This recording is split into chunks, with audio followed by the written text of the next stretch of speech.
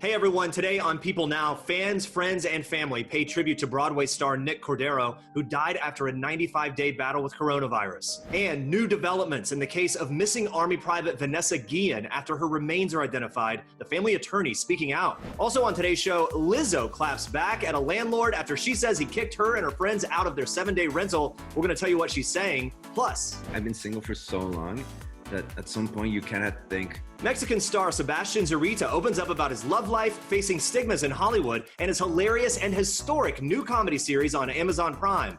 That and so much more today on People Now. Let's do this.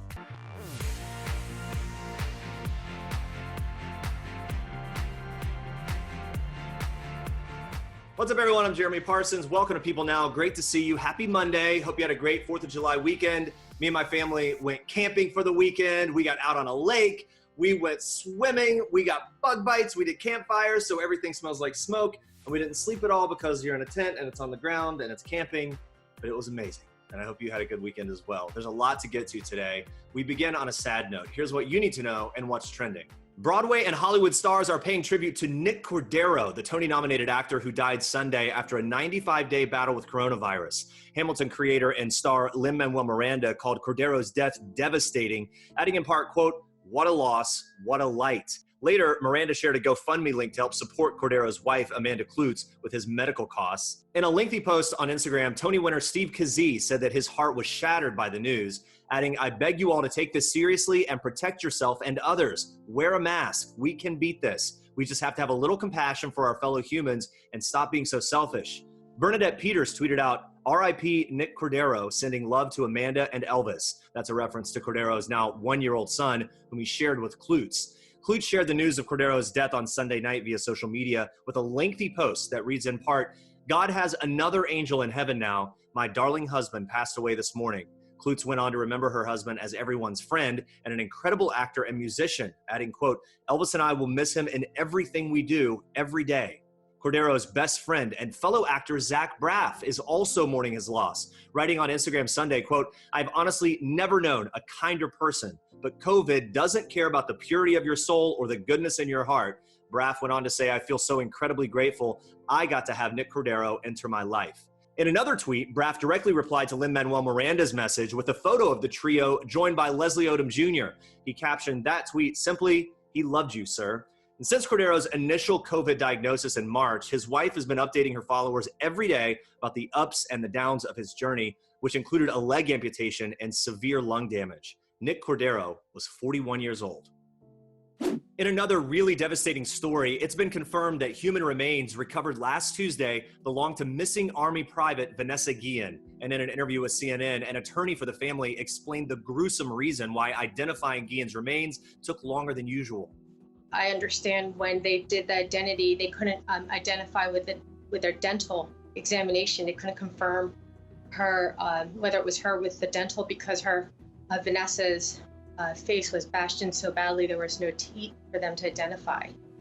So that's why they had to send her body to Dover Air Force Base to get examined in that fashion and confirm that it was her. That's why it took a lot longer than they expected. Authorities allege that Guillen was bludgeoned to death with a hammer on April 22nd by 20-year-old fellow soldier Aaron Robinson. A criminal complaint obtained by People names 22-year-old Cicely Aguilar as the second suspect facing charges in the case, alleging she told investigators Robinson placed Guillen's body in a storage case after killing her and described the various attempts that she and Robinson made to dispose of her remains. Robinson died by suicide Wednesday as authorities closed in on him. The family's attorney went on to tell CNN on Sunday that Guillen had planned to file a sexual harassment complaint against Robinson the day after she was killed. Though an official motive has not been disclosed, the family believes that she told him about her plans and he killed her in a fit of rage. The Guillen family also alleged that she had previously complained about being sexually harassed by her sergeant, but had been afraid to report it.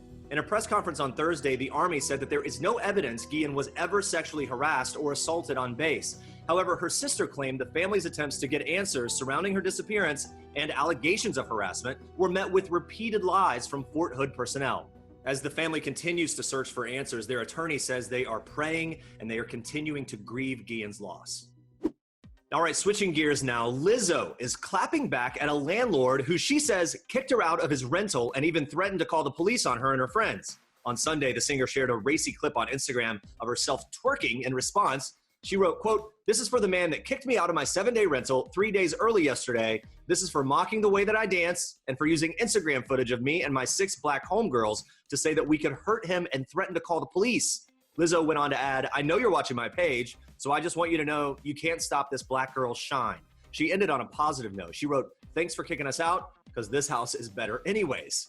Lizzo and her friends had been letting loose at the rental property during a 4th of July girls trip, and she noted in one of her captions that they all took the responsibility to get COVID tests and tested negative before getting together for their vacation. Now, while she called out the landlord's alleged behavior in her post, she did not name him, though many of her followers are urging her to expose him. It is unknown at this time why they were specifically asked to leave the property earlier than scheduled. But like Lizzo said, you can't stop her shine. Last month, the Grammy Award winner accepted the BET Award for Best Female R&B Pop Artist from her home. In her acceptance speech, she shared her gratitude for, quote, all the wonderfully talented, beautiful black women in that category. She also thanks Beyonce for everything that she's done for black culture. Lizzo added, quote, "This year, I have the honor of winning this award, but I will always feel like a winner because as long as you're winning in life, that is the only trophy you need." All right, stay with us. We catch up with Clueless star Alicia Silverstone as the iconic film gears up to turn 25 this month. Plus, we are getting personal with Sebastiaan Zurita on love, career, and his new series, Como Sobrevivir Soltero, or How to Survive Being Single. Stick around. Bryce Dallas Howard is the latest celeb to swing by couch surfing. In an episode full of fun stories from her time on set, she reminisced about shooting The Mandalorian with her kids and how the family kept everyone's favorite breakout star, Baby Yoda, a big secret. Take a look. This was so fun. So my kids are in this scene. It's a family affair. It's a family affair. They're going to run. Oh, yeah, the blonde-haired boy and the girl on the right are my kids. And it was so fun getting to do this show, as you can imagine. You obviously knew about Baby Yoda long before the rest of the world. How on earth did you keep that a secret? I mean, Baby was the star of the set, and so we knew that we needed to keep Baby a secret. The thing that was terrifying was the notion of having children on the set. Oh. and what was going to happen there, like with kids seeing Baby. And so it was really important for me. All the kids that were on set, I had conversations with each one of them just about keeping Baby a secret, and they were all just so great. But my kids, every single day when they were going back to school, before school, I would say, "Who do we not talk about today?" And they would be like, "Baby." So it was amazing to get to see my kids on a Star Wars set, just having the time of their life. You can watch Bryce Dallas Howard dive into her other roles on couch surfing now on PeopleTV.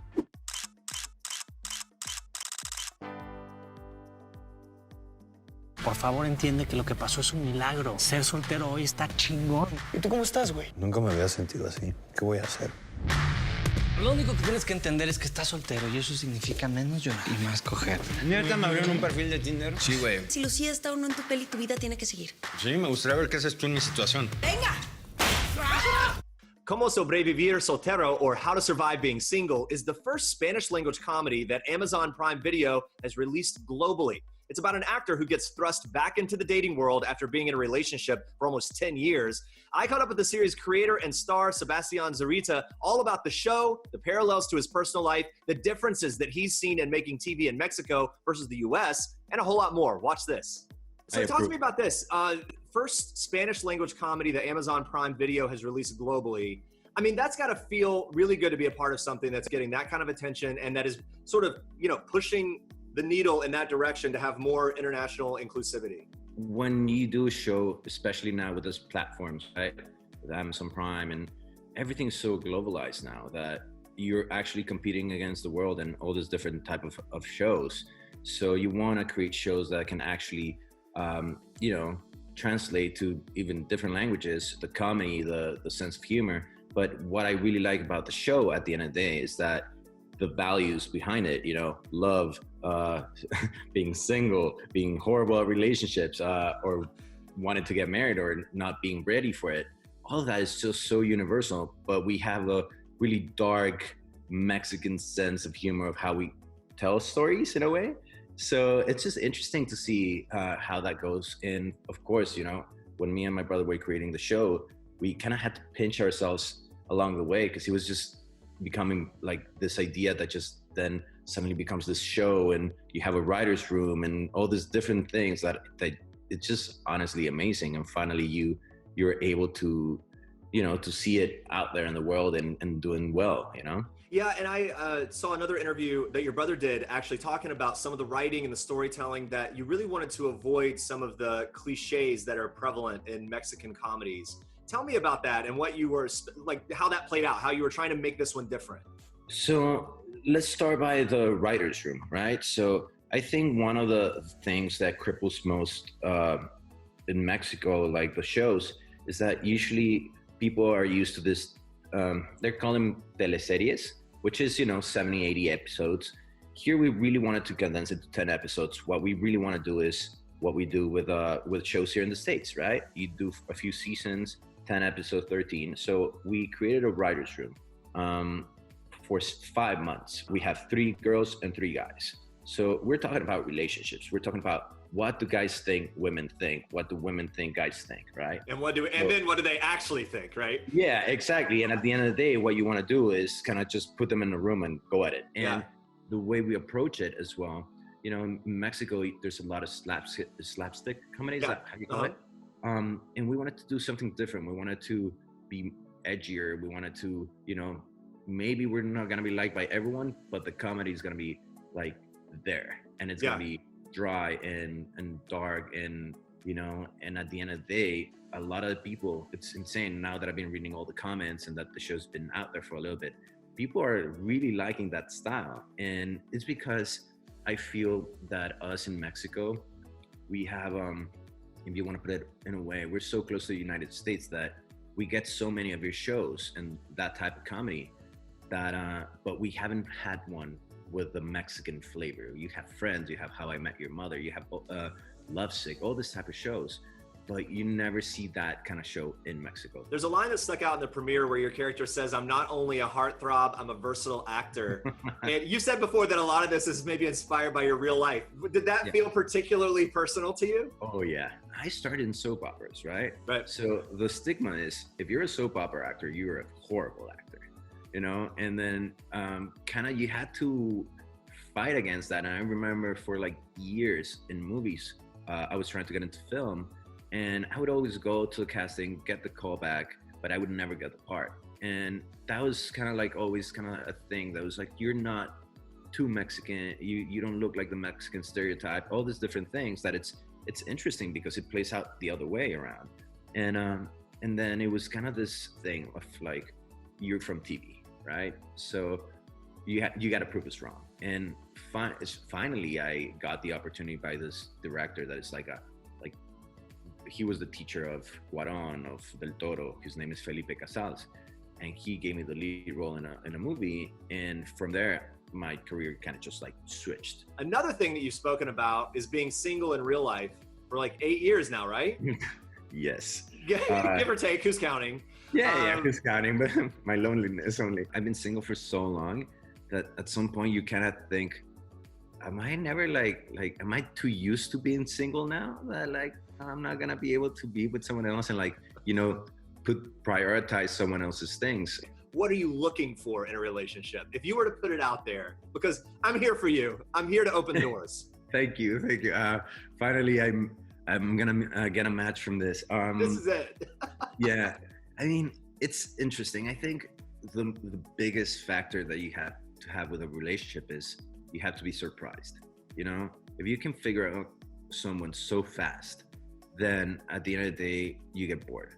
So you want someone that keeps surprising you in a way, and then of course you want someone, I have a great example at home. My parents were married for 35 years and they were like really good in their jobs and they're really good with their family as well. So, you want someone that you can talk to, that it's intelligent, that it's passionate about what they're doing. And at the end of the day, if it's a weird analogy, but if you ever fall, they can pick you up. So let's talk about this. You've got a production company called Addiction House. Correct. You've got a lot of projects in the works in the US, Mexico, other places. what's your goal for, if you would say, you know, maybe for American audiences in particular, what would you love to do next? I mean, we have a bunch of different things happening, you know, and kind of the idea of Addiction House was for Mexico and for here too, you know, we wanted to find new ways of telling stories, but also discovering new talent. If we translate to what we want to do in the States, we want to do shows that are international, that are relevant, and that, you know, even though I'm from Mexico, I came to the States when I was 16, right? So I have a bit of a culture mix in that sense. So I just think that the way that they're trying to do shows speaking about Latin people, they still have a different touch, right? And what we want to create is shows that can really cross over, that at the end of the day, of course, we would want to do some English-speaking shows so we don't have to do subtitles with it, because still that's a process that we're not so used to here in the States. Mm-hmm. Mexico is a second language. We get so many American shows that are subtitled that we're so ready for it. I mean, this is really more on the production side of it, but the budgets that you can get in the States are way bigger than you can do in Latin America. So you can do bigger shows, you can do crazier things, you can, you know, and that's kind of the goal at the end of the day. You can watch all 10 episodes of Como Sobrevivir Soltero or How to Survive Being Single. It's streaming now on Amazon Prime Video. Alicia Silverstone stars in Netflix's The Babysitters Club as the mother of Christy Thomas, the club's president. I caught up with her and Mark Feuerstein last week, along with the younger cast, to talk all about the new series. And today I'm chatting with Alicia about the upcoming 25th anniversary of Clueless, how she's reliving her own childhood in some ways through her own son, Bear, and what Bear thought of his mom's new series after watching advanced screeners. Take a look. They sent me a link to what I thought was one episode, and then or 2 episodes or something. And he sat there and watched it with me, and he told me that he thought it was going to be bigger than Batman. He's never seen Batman, you should know. He loved the show so much he begged for more. But then, like, I left him for an hour because I was going to cook dinner and I was going to let him continue watching what I thought was something else. He remembered the code, typed it back in, and watched the entire series without me. And so, haven't you taught him to wait for you to watch TV? I mean, that's a cardinal sin in my household. Well, we don't even watch TV, so it was sort of right, like a special thing. A different house, right? We got TikTok flying and it only happens when mommy's got really bad PMS or something, you know what I mean? Like a minute. So, but he watched the whole thing and he just can't wait for us to make another. He's begging for another series of it. He loved it so much. One of the things I really like in this series, it relates to, you know, the members of the Babysitters Club needing to realize that it's not all about work. They have to still enjoy their childhood. And it made me think that, you know, Alicia, you were so successful as a teenager. Do you ever look back and feel like you maybe missed out on some aspects of your childhood? Do you ever reflect on that? I think those are things that I'm always reflecting on and processing and trying to understand. And I'm so grateful for having my little boy, because the moment he was born, I dropped into being present in a way that I could never even have imagined. You know, like every time he would breastfeed or every time I just stared at his face, like the world melted away. Nothing existed but him. And I still practice that as much as I can 9 years later, in terms of like making time with him sacred. So I'm so grateful that when we go on a trip together or something, if I don't want to jump off the mountain because it looks really scary and it's going to be freezing cold water, he's going to do it and I have to do it, right? Like I have to do it. And then he gets me to do things that I just wouldn't do. And I do them and he doesn't even have, it's just because I don't want to be not with him. I want to do what he's doing. And so I think in some ways I'm getting to be little all over again with him. And, but other ways, obviously I'm very much the parent, and it's nice to jump into you know, that freezing cold water where you're going to like die maybe. You can't breathe and you get out, and then I go, wow, I don't know if I need to do that again, but I'm so glad I did, you know? And yeah, I don't know. I'm sure lots was missed. I did grow up. I was really little doing this, and but you make up for it and you figure it all out, and whatever was meant to be was meant to be. Yeah, and just jump in the cold water. I love it. Last thing, because I have to ask, 25th anniversary of Clueless is coming up July 19th. I mean, Alicia, did you have any inkling when you were making it that people would still be talking about it 25 years later? And how are you going to celebrate? Don't know. Hadn't planned that yet. We have to come up with a celebration plan. I did not know. I was just a little actress doing a job, really, and grateful to be doing that job. I loved playing Cher. I loved the material, but I was tired. I'd been doing like 9 movies back to back when I did Clueless, so I was like an exhausted little professional. You know, like you were just saying, not being a child. I was 17 years old, and for those 3 years before that, I'd been working nonstop. So I was tired, and I was, but grateful for the acting opportunity. And I had no idea what it would become. I had no idea. The only thing I knew was Amy Heckerling had made Fast Times at Ridgemont High, and it was so good. And I knew that I really loved the character and that I was having a good time being her. But as far as what any job became, I had no expectations, because I was a theater nerd when I was a kid. Like, that's what got me into acting. So I had no idea about film really, or TV or anything. So I didn't have any expectations, but I'm so grateful that people love it so much. And I think that Amy and Mona May's costumes and all the actors in it, and obviously Jane Austen ain't too shabby herself. So I feel like it was a magic dust that it all happened that way. You can catch Alicia Silverstone in season 1 of The Babysitters Club, streaming right now on Netflix. All right, coming up tomorrow, actress Anna Camp has 3 new movies coming out. She's telling us all about them. Plus, Greenleaf's Meryl Dandridge reveals everything she's learned from Oprah Winfrey. Thank you so much for watching. We'll see you back here tomorrow.